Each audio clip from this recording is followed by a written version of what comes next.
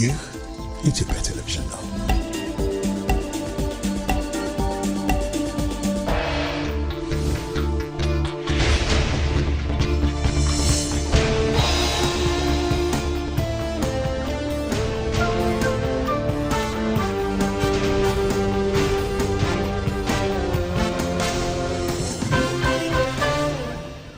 ኢቲቪ 57 ከኢትዮጵያ ቴሌቪዥን ተነስተልን እንደምን አምሽታችኋል። የሰዓቱን ዜናዎች እናቀርባለን። ሁሌም መርጣችሁ ስለምትከታተሉን ከልብ እናመሰግናለን። አርዕስተ ዜናው እናስቀድማለን።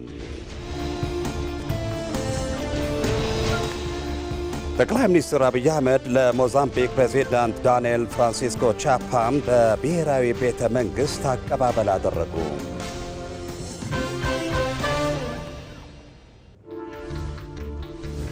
ኢትዮጵያ ለአየር ንብረት ለውጥ የማይበገር ኢኮኖሚ ለመገንባት በርካታ ተግባራትን እያከናወነች መሆኑን የገንዘብ ሚኒስትሩ አህመድ ሺዴ ተናገሩ።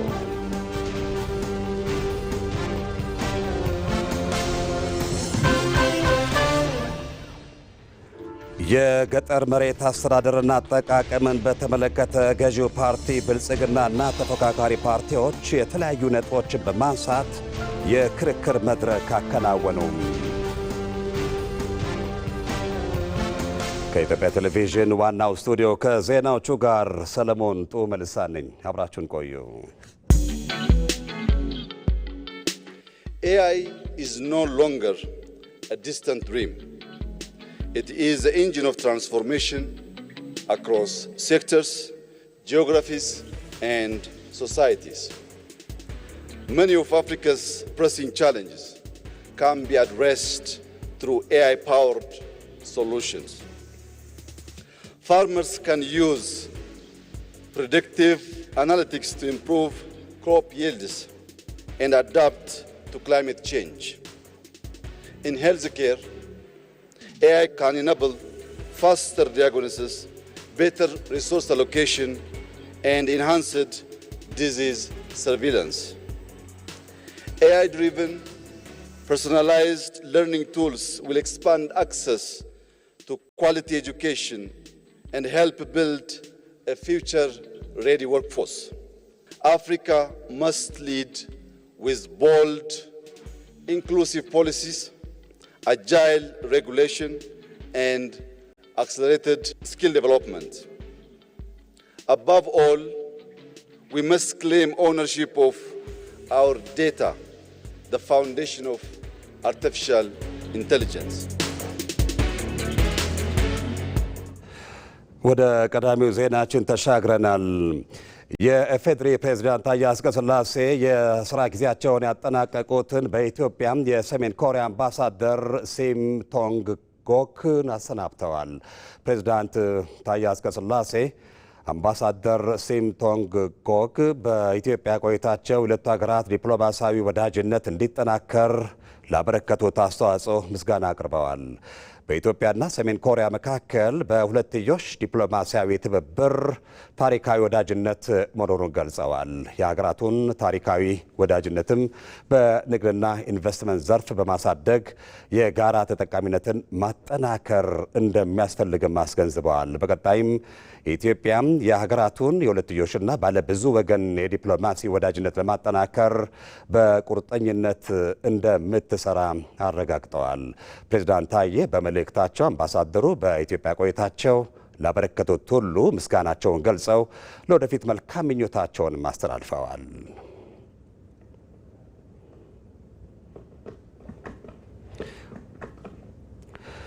ጠቅላይ ሚኒስትር አብይ አህመድ የሞዛምቢክ ፕሬዚዳንት ዳንኤል ፍራንሲስኮ ቻፓን በቦሌ ዓለም አቀፍ አውሮፕላን ማረፊያ በክብር አቀባበል አድርገውላቸዋል።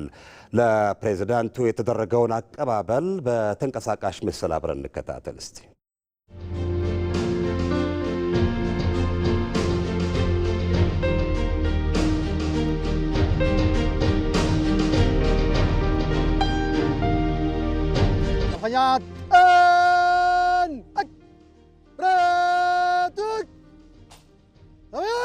لكم موزامبيك بريزيدنت مبروك السلام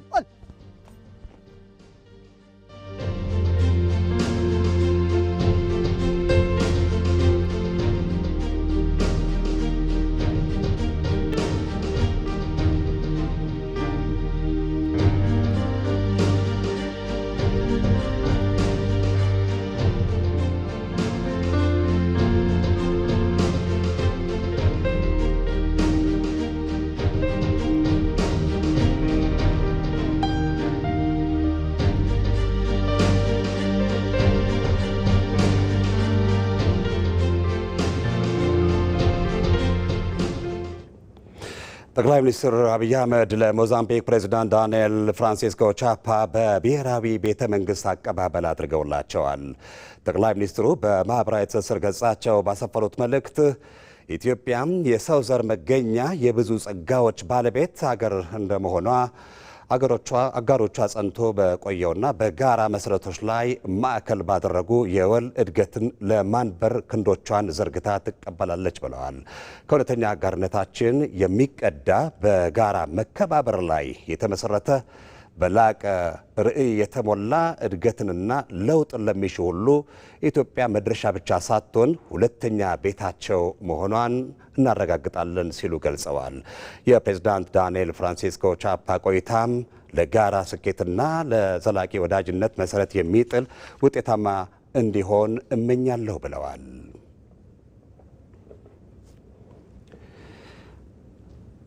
የሞዛምቢክ ፕሬዚዳንት ዳንኤል ፍራንሲስኮ ቻፓ በሳይንስ ሙዚየም ያደረጉትን ጉብኝት አሁን ደግሞ በምስል እስቲ አብረን እንከታተል።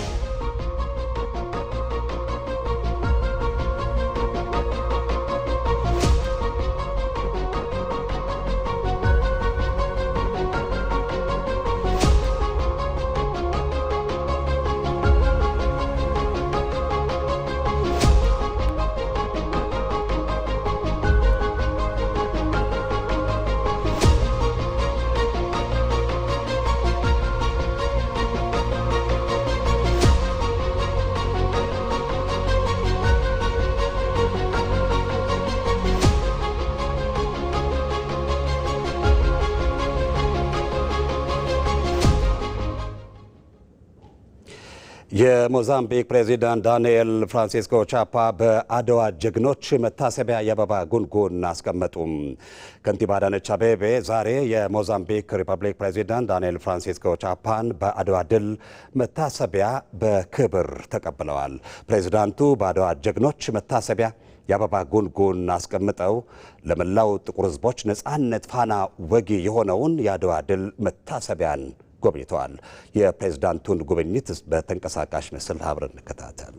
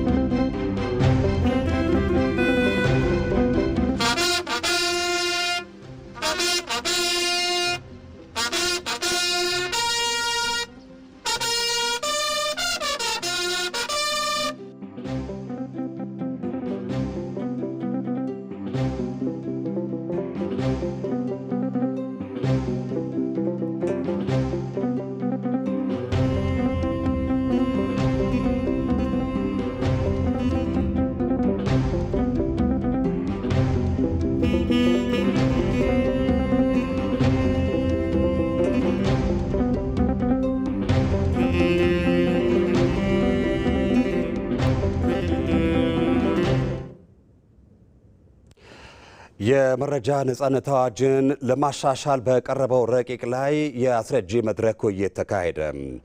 የሕዝብ ተወካዮች ምክር ቤት የዴሞክራሲ ጉዳዮች ቋሚ ኮሚቴ የመረጃ ነጻነት አዋጅን ለማሻሻል በቀረበው ረቂቅ አዋጅ ላይ የሚመለከታቸው አካላት የተሳተፉበት የአስረጂ መድረክ ውይይት አካሂዷል። በውይይቱ ላይ አዋጁን ማሻሻል ያስፈለገበት ምክንያትና በአዲሱ ረቂቅ ውስጥ የተካተቱ ቁልፍ ጉዳዮች ላይ ሰፊ ምክክርም ተደርጓል።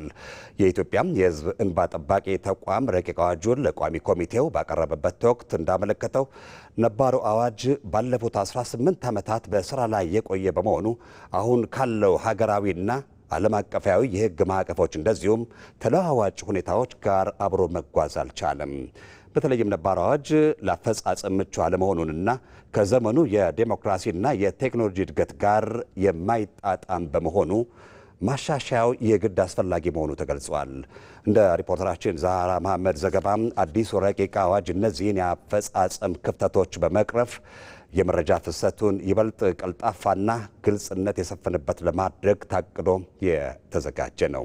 በተጨማሪም የኢትዮጵያ የሕዝብ እንባ ጠባቂ ተቋም የተሰጠውን የክትትልና የቁጥጥር ስልጣን በአግባቡ እንዲወጣ የሚያስችል የሕግ ማዕቀፍ እንደሚፈጥርም ተመልክቷል።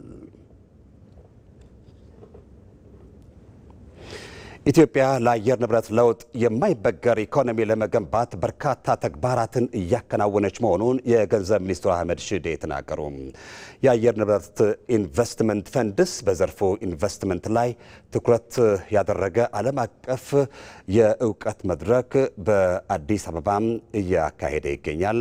አባዲ ወይኔ ዝርዝር አለው። የአየር ንብረት ኢንቨስትመንት ፈንድ ሲአይኤፍ ዓለም አቀፍ የአየር ንብረት ኢንቨስትመንት መድረክ በአዲስ አበባ እያካሄደ ይገኛል። በዚህ መድረክ ከ29 ሀገራት የተውጣጡ ከፍተኛ የመንግስት የሥራ ኃላፊዎች፣ የልማት አጋሮች፣ ሲቪክ ማህበራትና የግሉ ዘርፍ እየተሳተፉ ነው። ለ4 ቀናት የሚቆየው መድረኩ ሀገራት በአየር ንብረት ለውጥ መከላከል ላይ የሚሰሩትን ስራ ለማሳደግና የዘርፉ ኢንቨስትመንትን ለማጠናከር ያግዛል። ኢትዮጵያ የአየር ንብረት ለውጥ ተጽዕኖን ለመከላከል ለዘርፉ ትኩረት መስጠቷን ያነሱት የገንዘብ ሚኒስትሩ አህመድ ሺዴ ከአየር ንብረት ኢንቨስትመንት ፈንድ ጋር ኢትዮጵያ በትብብር እየሰራች እንደምትገኝ አስታውቀዋል። For Ethiopia, hosting this event is especially meaningful. Our country has long placed climate action. ለኢትዮጵያ ይህ እውነት መዘጋጀቱ ልዩ ትርጉም ያለው ነው። ኢትዮጵያ በልማት እቅዷ የአየር ንብረትን ታሳቢ አድርጋለች። በምንከተለው የአረንጓዴ ልማት ትግበራ አካታች አረንጓዴና ፈተናዎችን የሚቋቋም ምህዳር እየገነባን ነው። በታዳሽ ኃይል የምግብና ውሃ ደህንነትን በማጠናከር የተራቆቱ መሬቶች እንዲያገግሙ በማድረግ ስራዎች እየሰራን ነው። ኮሪደርና በወንዝ ዳርቻ ልማት፣ በከተማ መሰረተ ልማት፣ በክላይሜት ስማርት ከተማ እቅድ አዲስ አበባ ዘመናዊና ሳቢ መሆን ችላለች። ይህ ጥረት አካባቢን የጠበቀ ዘላቂ እድገት ማምጣት ላይ ትኩረት ያደረገ መሆኑን ያሳያል። የአየር ንብረት ኢንቨስትመንት ፈንድ ሲአይኤፍ ለኢትዮጵያ ወሳኝ አጋር ነው። ፈንዱ የምናከናውነውን ብሔራዊ የአየር ንብረት ስራ ድጋፍ እያደረገ ይገኛል። መድረኩ ኢትዮጵያ ተሞክሯን እንድታካፍልና ከሀገራት ልምድ እንድትቀስም ያስችላል። የአየር ንብረት ኢንቨስትመንት ፈንድ ዋና ስራ አስፈጻሚ ታሬ ባድጌሲን ኢትዮጵያ በአየር ንብረት የሰራቻቸው ስራዎች ውጤት እያመጡ እንደሚገኙና ሀገራት በዘርፉ ያላቸውን ኢንቨስትመንት ለማጠናከር ፈንዱ እየሰራ እንደሚገኝ አንስተዋል። This partnership with Ethiopia runs very deep. We've been supporting investments that drive. ከኢትዮጵያ ጋር ያለን አጋርነት በጣም ጥልቅ ነው። የኢትዮጵያን ራዕይ የሚያንቀሳቅሱ ኢንቨስትመንቶችን ስንደግፍ ቆይተናል። የኃይል ተደራሽነትን፣ የመቋቋም አቅምን፣ ተፈጥሮን መሰረት ላደረጉ መፍትሄዎች ድጋፍ ስናደርግ ቆይተናል። የአየር ንብረት ኢንቨስትመንት ፈንድ የልማት አጋሮችን በማስተሳሰር ሀገራት የአየር ንብረት ፍላጎታቸውን ወደ ረጅም ጊዜ የልማትና የኢንቨስትመንት ስልቶች እንዲቀይሩ እያደረገ ነው። በአየር ንብረትና በኢኮኖሚ ልማት መካከል ባለው ትስስር ላይ እየሰራንም እንገኛለን። አፍሪካ በአየር ንብረት ዙሪያ ለምታከናውናቸው ስራዎች የፋይናንስ አቅምን ማሳደግ ይገባል። ለዚህም የአፍሪካ ልማት ባንክ የበኩሉን ድርሻ እየተወጣ እንደሚገኝ የባንኩ የምስራቅ አፍሪካ ዳይሬክተር አሌክስ ሞምቢሮ አስታውቀዋል። Africa, as the most vulnerable continent, is receiving disproportionately small fraction of the global climate finance. አፍሪካ ከዓለም የአየር ንብረት እየተቀበለች ያለችው ፋይናንስ ዝቅተኛ ነው። ይህን ለማስተካከል ኢንቨስትመንት ማሳደግ አለብን። በፈንዱ አማካኝነት በተለይም የሚሰሩ ሀገራት የአየር ንብረት ኢንቨስትመንቶችን እየደገፍን እንገኛለን። ይህ መጠናከር ያለበት ነው። ከኢትዮጵያ ጋር ያለን ትብብርም ተጠናክሮ ይቀጥላል። ኢትዮጵያ የዓለም የአየር ንብረት ጉባኤ ኮፕ 32 ለማዘጋጀት መመረጧ አፍሪካ በዘርፉ እያከናወነቻቸው ያለውን ስራ ለዓለም ለማስተዋወቅ ከፍተኛ ዕድል የሚፈጥር ነው።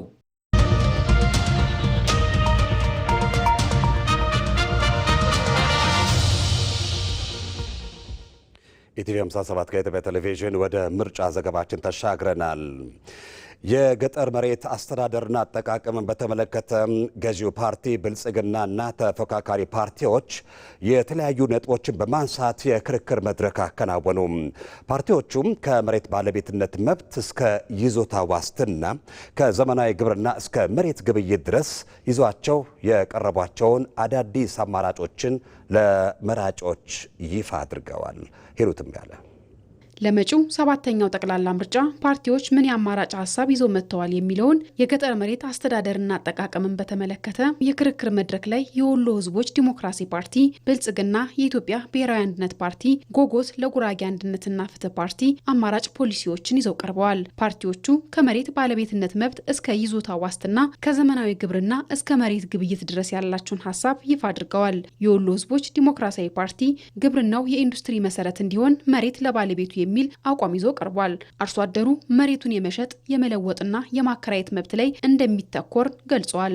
ግብርናው የኢንዱስትሪ መሰረት እንዲሆንና ዘላቂነቱን በማረጋገጥ ኢኮኖሚውን ለማደስና የዜጎች ኑሮ ለማሻሻል ሰፋፊ እርሻዎች እንዲስፋፉ ልዩ ትኩረት ተሰጥቶ የሚሰራ ሲሆን ገበሬው መሬቱን በጥልቀት በወቅቱ አርሶ ለተክሉ ምቹ የአፈር ዝግጅት እንዲያደርግ ትራክተሮችን በኪራይ የሚያገኝበት፣ መንግስት ትላልቅ ግድቦችን በመስራት ባለሀብቶችና ገበሬዎች የመስኖ ውሃ በመጠቀም ዘመናዊ እርሻ እንዲያስፋፉ፣ የቀረጥ ነጻና ሰፋፊ እርሻዎች በመንግስትና ባለሀብቶች እንዲለሙ የመሬት አጠቃቀም ስርዓት ይኖራል። ባለፉት 8 የለውጥ ዓመታት በመሬት አስተዳደር ረገድ በርካታ የህግና የፖሊሲ ማሻሻያዎች መደረጋቸውን የገለጹት የብልጽግና ፓርቲ የአርሶ አደሩንና የአርብቶ አደሩን ህይወት ለመቀየር የመሬት ይዞታ ማረጋገጫ የምስክር ወረቀት ከመስጠት ጀምሮ የተሰሩ ስራዎች መኖራቸውን ገልጿል። የአርሶና የአርብቶ አደሩ የይዞታ መብት በፖሊሲ በህግና በአሰራር ማቀፎች እንዲደገፉ አድርገናል። በዚህም አርሶና አርብቶ አደሮቻችን መሬትን የመጠቀም የማከራየት፣ ከባለ ሀብቶች ጋር በጋራ የማልማት፣ በውርስ ወይም በስጦታ የማስተላለፍ፣ በብድር ዕዳ ዋስትና የሚያስያዝ ህጋዊ መብቶችን ተጎናጽፈዋል። አርሶና አርብቶ አደሮች የመሬት ይዞታ ማረጋገጫ ሰርቲፊኬታቸውን በማስያዝ ከፋይናንስ ተቋማት ከ10 ቢሊዮን ብር በላይ ብድር ማግኘት ችሏል። የኢትዮጵያ ብሔራዊ አንድነት ፓርቲ የመሬት ይዞታን በዲጂታል ካዳስተርና ምዝገባ ማጠናከር ላይ ትኩረት እንደሚደረግ ገልጿል። የገጠር መሬት ይዞታ አስተዳደርና አጠቃቀምን በተመለከተ የመሬት ምዝገባ የካዳስተር ስርዓትን በማጠናከር የኢንቨስትመንት መሬት አሰጣጥን በማሻሻል በገጠሩ ክፍል ገበሬውን የመሬት ባለቤት በማድረግ ለልማት የመሬት ኪራይ ገበያውን በማመቻቸት ከገበሬው ጋር እንሰራለን ብለን እናምናለን። የመሬት ዋስትና ለኢኮኖሚ እድገት ቁልፍ ነው ብሎ ያቀረበው ጎጎት ለጉራጌ አንድነትና ፍትህ ፓርቲ መሬት ለልማትና ለኢኮኖሚ ምሰሶ እንዲሆን ህጋዊ የመሬት ግብይት ስርዓት መዘርጋት ላይ ፓርቲው አጽንኦት እንደሚሰጥ ገልጿል። ህጋዊ የመሬት ግብይት ባለመኖሩ በከተሞች ዳርቻ እያደገ የመጣ አሳሳቢ የመሬት ወረራ በአሰራር ስርዓት መምራት አለበት ብለን እናምናለን።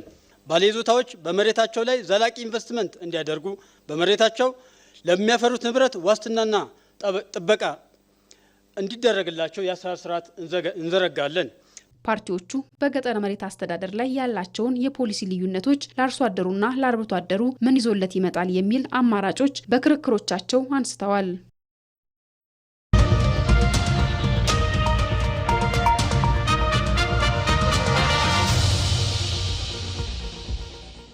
የኢትዮጵያ ሀገራዊ ምክክር ኮሚሽን ለሀገራዊ ምክክር ጉባኤ አወያዮች ያዘጋጀውን የመጀመሪያ ዙር የግንዛቤ ማስጨበጫ ስልጠና በአዳማ ከተማ መስጠት ጀመረ።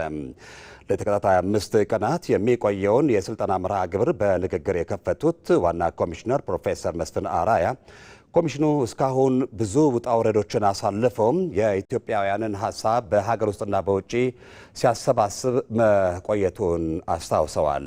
ይህ የተደከመበት ስራ ውጤታማ የሚሆነው መጪው ሀገራዊ የምክክር ጉባኤ በስኬት ሲካሄድ ነው ያሉት ዋና ኮሚሽነሩ ይህ ይሳካ ዘንድ የአመካካሪዎች ወይም አወያዮች ሚና ከፍተኛ መሆኑን ጠቅሰዋል።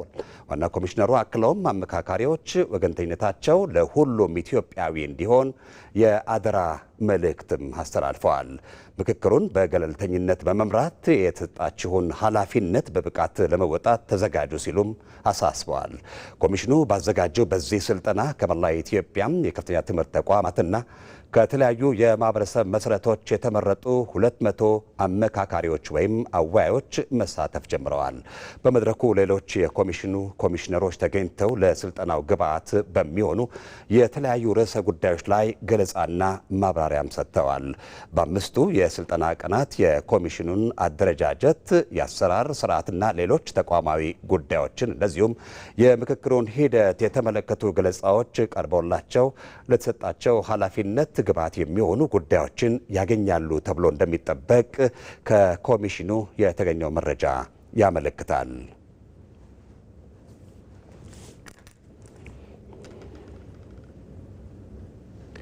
ኢቲቪ 57 ከኢትዮጵያ ቴሌቪዥን ለሰዓቱ የተዘጋጁ ዜናዎቻችን እነዚሁ ናቸው። ከኛ ጋር ስላላችሁ ከልብ እናመሰግናለን።